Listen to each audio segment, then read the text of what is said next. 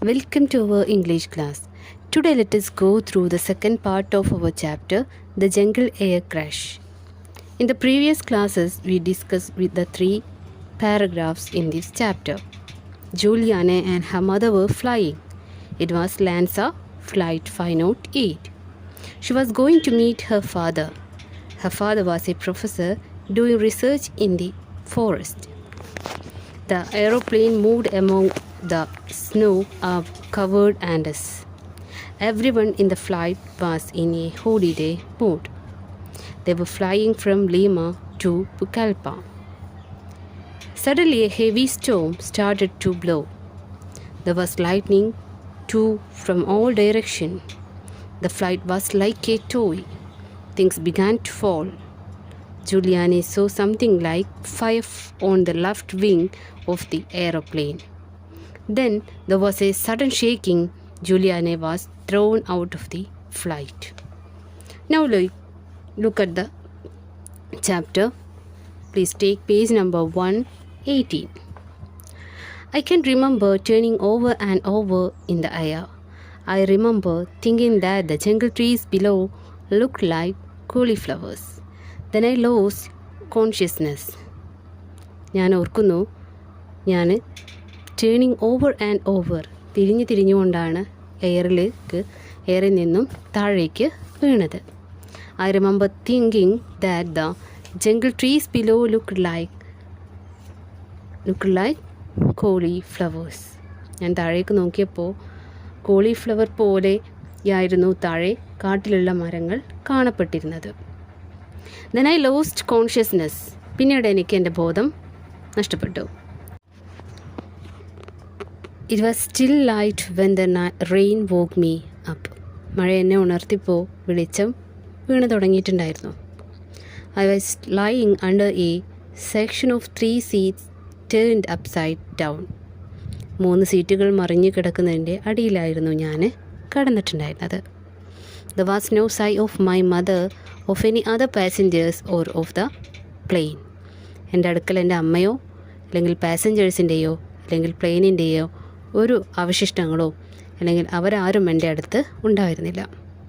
All I could hear were frogs croaking and the rain. എനിക്ക് ഫ്രോഗ്സിൻ്റെ ശബ്ദവും അതേപോലെ തന്നെ റെയിൻ്റെ ശബ്ദം മാത്രമേ എനിക്ക് കേൾക്കാൻ പറ്റിയുള്ളൂ. I had a bump on my head and a gash in my foot. എൻ്റെ തലക്ക് മീതെയായിട്ട് ഒരു മുഴയും തലയിട്ടൊരു മുഴയും എൻ്റെ കാലിലൊരു മുറിവും ഉണ്ടായിരുന്നു. I felt no pain, but I couldn't muster the energy to move and to look around. എനിക്ക് വേദന ഒന്നും തോന്നിയില്ല. അതേപോലെ തന്നെ but I couldn't muster the energy to move. എനിക്ക് ഒന്ന് മൂവ് ചെയ്യാനുള്ള ഒരു എനർജി പേടിയായിരുന്നു. മുമ്പോട്ട് നീങ്ങാൻ ചുറ്റും നോക്കാനുള്ള ശക്തി എനിക്ക് സംഭരിക്കാൻ കഴിഞ്ഞില്ല. Thus, I spent the whole night lying under the seat half asleep in shock. അതുകൊണ്ട് തന്നെ ഞെട്ടി വിറച്ചുകൊണ്ട് പാതിയുറക്കത്തിൽ ആ രാത്രി മുഴുവൻ ഞാൻ ആ സീറ്റിനടിയിൽ ഒളിഞ്ഞ് ചെലവഴിച്ചു. The next morning, I crawled out slowly because everything swam dizzily before me. പിറ്റേന്ന് രാവിലെ ഞാൻ വളരെ പതിയെ ഇഴഞ്ഞ് നീങ്ങി. കാരണം എല്ലാം എനിക്ക് മുമ്പിൽ കറങ്ങുന്നതായിട്ട് തോന്നി. കാരണം പ്ലെയിനിൽ കറങ്ങി വീണതാണല്ലേ. അപ്പോൾ ആ സമയത്ത് അവൾ ചെയ്തിട്ടില്ല, ബാക്ക് ടു ലൈഫിലേക്ക് നോർമലായിട്ട് എത്തിയിട്ടില്ല. So I saw a small package and opened it. ഞാനൊരു സ്മോൾ പാക്ക് കണ്ടു അടുത്ത് കിടക്കുന്നത്. It contained some sweets and a Christmas cake. ആ പാക്കേജിൽ എന്താണുള്ളത്? കുറച്ച് സ്വീറ്റുണ്ട്, അതേപോലെ തന്നെ ഒരു Christmas കേക്കുണ്ട്. I tasted the cake and dropped it. ഞാൻ ആ കേക്ക് ഒന്ന് പൊതി തുറന്ന് കേക്ക് രുചിച്ച് താഴേക്കിട്ടു. It was soaking wet and revolting. അതെന്തായിരുന്നു? ആ കേക്ക് ആകെ നനഞ്ഞ് കുതിർന്നിട്ടുണ്ടായിരുന്നു. അവൾക്കത് ഇഷ്ടപ്പെട്ടില്ല. Then I picked up a long stick which to probe the ground to avoid snakes, poisonous spiders and ants. പിന്നീട് ഞാൻ ഇനി നടക്കുകയാണല്ലോ അവൾ ചെയ്യുക. അപ്പോൾ എന്ത് ചെയ്തു, ഒരു വലിയൊരു വടിയെടുത്തു. എന്തിനു വേണ്ടിയിട്ട്? പാമ്പുകളെയും സ്നേക്സിനെയും വിഷമുള്ള ചലന്തിയും ഉറുമ്പുകളെയും ഒക്കെ അകറ്റുവാനായിട്ടാണ് അവൾ തൻ്റെ സ്റ്റിക്ക് എടുത്തത്. My parents had told me about perils of the jungles in the years we had lived in it. That it is not the big animals that are the most dangerous, but the snakes and the insect. എൻ്റെ parents എന്നോട് പറഞ്ഞിട്ടുണ്ട്. അവളുടെ parents എന്താണ്? പ്രൊഫസറും അല്ലേ, ഓർണിത്തോളജിസ്റ്റും എന്താണ് പ്രൊഫസേഴ്സൊക്കെയാണ് അല്ലേ.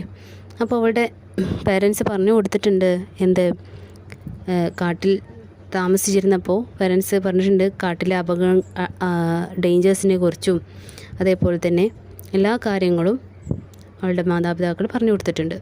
വലിയ മൃഗങ്ങളല്ല, പാമ്പുകളും പ്രാണികളാണ് ഏറ്റവും കൂടുതൽ ഡേഞ്ചറസ് ആയിട്ടുള്ള ആനിമൽസ് എന്ന് പാരൻസ് പറഞ്ഞു കൊടുത്തിട്ടുണ്ട്. Feeling head with the steak I start looking for my mother. ഞാൻ എന്ത് ചെയ്തു, വടി ഉപയോഗിച്ച് മുന്നോട്ട് നീങ്ങിക്കൊണ്ട് ഞാൻ എൻ്റെ അമ്മയെ തിരഞ്ഞ് നടക്കുകയായി. I was so dizzy that after ഈ step I had to rest. എനിക്ക് പിന്നെയും കറങ്ങുന്നത് പോലെ തോന്നുകയാണ്. അതുകൊണ്ട് തന്നെ ഞാൻ കുറച്ച് സമയം നടന്നു കഴിഞ്ഞാൽ എന്ത് ചെയ്യും, കുറച്ച് നേരം എനിക്ക് റെസ്റ്റ് ചെയ്യേണ്ടി വന്നു. After hours of poking around, കുറച്ച് നേരത്തെ തിരയലിന് ശേഷം I heard gently splashing nearby and discovered a tiny brook. ആ സമയത്താണ് ഒരു കൊച്ചരുവിയുടെ ശബ്ദം കേട്ടത്. And I discovered tiny brook. ഞാൻ കണ്ടുപിടിച്ചു, ആ ഒരു ചെറിയ നദി കണ്ടുപിടിച്ചു.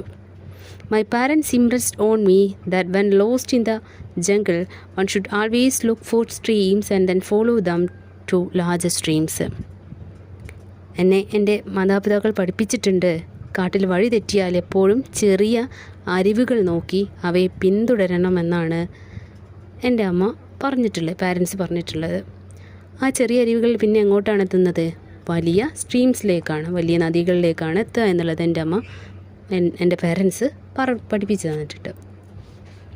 Reverse are what the roads are here and the Indian tribes and white plantation people live on their banks. അതേപോലെ തന്നെ റിവേഴ്സാണ് കാട്ടിലെ റോഡ്സ്. ആൻഡ് ഇന്ത്യൻ ട്രൈബ്സും ഇന്ത്യൻ ഗോത്രങ്ങളും white plantation people live on their banks. അതേപോലെ തന്നെ ഈ നദിയുടെ കരകളിലാണ് ഇന്ത്യൻ ഗോത്രങ്ങളും വെള്ളക്കാരായിട്ടുള്ള തോട്ടം പ്ലാന്റേഷൻ ആളുകളൊക്കെ താമസിക്കുന്നത്. Rivers in the tropical forest of Peru meander and circle. അതേപോലെ തന്നെ ഇവിടെ കാടുകളിൽ ഈ പെറു എന്ന് പറഞ്ഞിട്ടുള്ള tropical rivers in the tropical forest of Peru meander and circle. വളഞ്ഞിട്ടും അതേപോലെ തന്നെ സർക്കിൾ രൂപത്തിലുമാണ് ഈ സ്ഥലത്തിലുള്ള rivers. One can walk 4 kilometers along a bank, only advance 100 meters towards one's destination. കിലോമീറ്ററുകൾ നടന്നാലും ചിലപ്പോൾ 100 മീറ്റർ മാത്രമേ എന്ത് ചെയ്തിട്ടുണ്ടാവുള്ളൂ, പിന്നിടുകയുള്ളൂ. കാരണം എന്താ, സർക്കിൾ രൂപത്തിലാണ് അല്ലേ, നേരെയല്ല.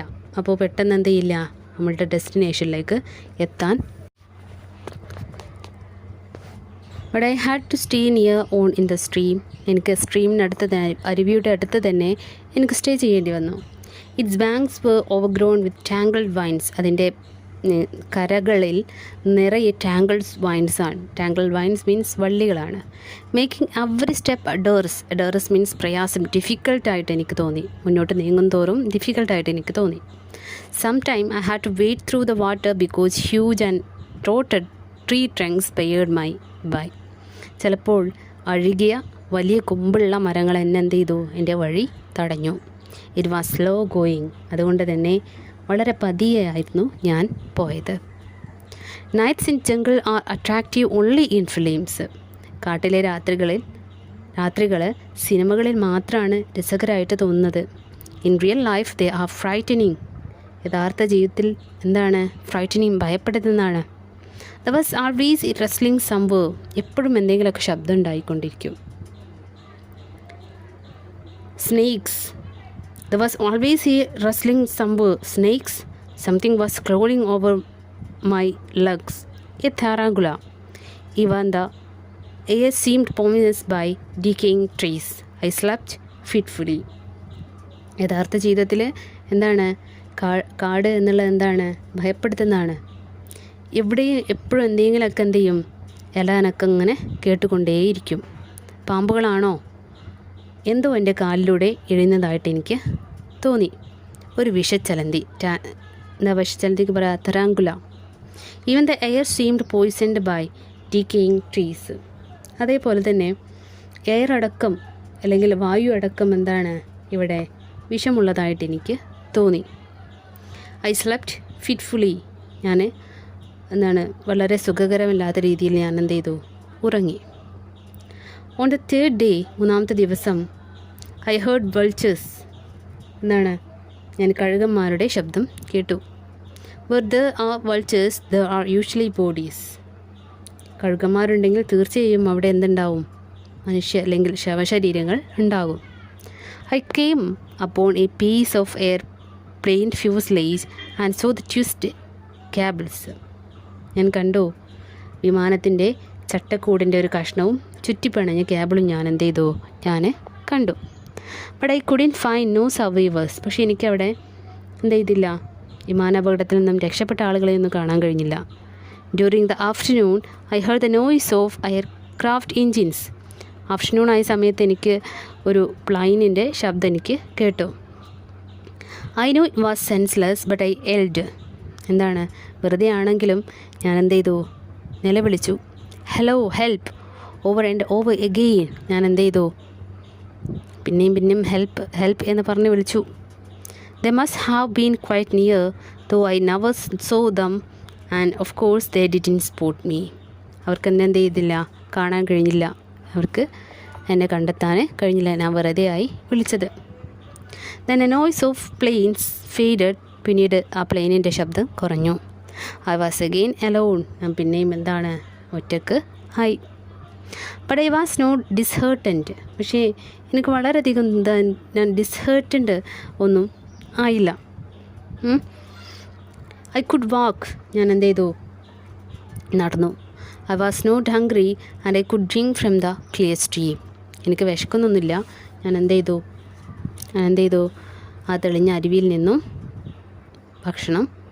വെള്ളം ഞാൻ എന്ത് ചെയ്തു? നടക്കുന്ന സമയത്തൊക്കെ കുടിക്കുന്നുണ്ടായിരുന്നു.